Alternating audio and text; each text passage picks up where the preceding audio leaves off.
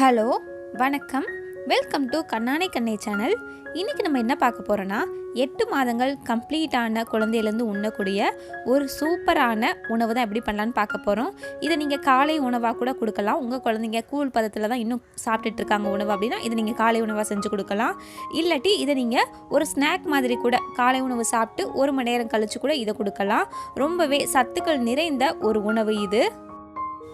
உங்கள் குழந்தைக்கு nuts allergy இல்லாட்டி மட்டும் இந்த உணவை நீங்கள் ட்ரை பண்ணி பாருங்கள். இந்த உணவு குழந்தையோட உடல் ஆரோக்கியத்திற்கு மட்டும் இல்லாமல் குழந்தையோட ஸ்கின் கலருக்கும் ரொம்பவே நல்ல ஃபுட் இது.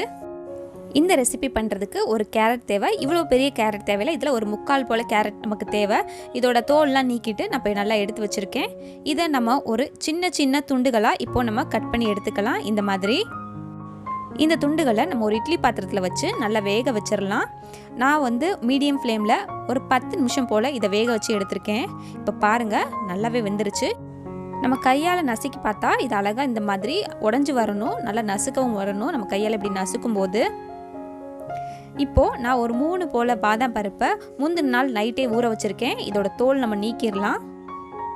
அடுத்து நான் 1 மணி நேரத்துக்கு முன்னாடி 2 பேரிச்சம்பழத்தை ஊற வச்சுருக்கேன். கொஞ்சமாக தண்ணீர் சேர்த்து ஊற வச்சுருக்கேன்.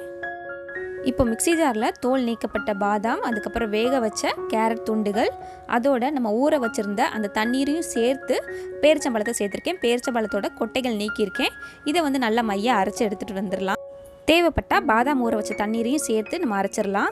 நான் கொஞ்சம் பாதாம் ஊற வச்ச தண்ணியும் சேர்த்து தான் அரைச்சிருக்கேன். பாருங்கள் எந்த அளவுக்கு இதோட கன்சிஸ்டன்சி இருக்குன்னு. இந்த மாதிரி இருக்கணும். இதில் பார்த்திங்கன்னா இனிப்பு சுவைக்கு நம்ம அடிஷ்னலாக எதுவும் ஆட் பண்ண தேவையில்லை.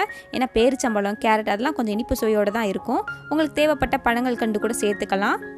இப்போ நம்ம குழந்தைக்கான சூப்பரான ஒரு ஸ்நாக் அல்லது காலை உணவு அருமையாக ரெடி ஆகிடுச்சு. கண்டிப்பாக இந்த ரெசிபி ட்ரை பண்ணி பாருங்கள். உங்கள் குழந்தைக்கு மட்டும் இல்லை, உங்களுக்குமே இந்த ரெசிபி ரொம்ப பிடிக்கும். இந்த கேரட்டோட பாதாம் சேர்க்கும் போது எப்போதுமே அதோட சுவை ரொம்ப அருமையாக இருக்கும். இந்த ரெசிபி நீங்கள் ட்ரை பண்ணி பார்த்துட்டு உங்கள் குழந்தைங்க எப்படி சாப்பிட்டாங்கன்னு கண்டிப்பாக எனக்கு கீழே கமெண்ட் பண்ணுங்கள். இது போக நம்ம சேனலில் இன்னும் நிறையா பேபி ஃபுட் ரெசிபிஸ் ஷேர் பண்ணியிருக்கேன். கண்டிப்பாக செக் பண்ணி பாருங்கள். உங்களுக்கு இந்த வீடியோ பிடிச்சிருந்துச்சுன்னா மறக்காமல் லைக் பண்ணுங்கள், கமெண்ட் பண்ணுங்கள், ஷேர் பண்ணுங்கள், சப்ஸ்கிரைப் பண்ணுங்கள். நன்றி.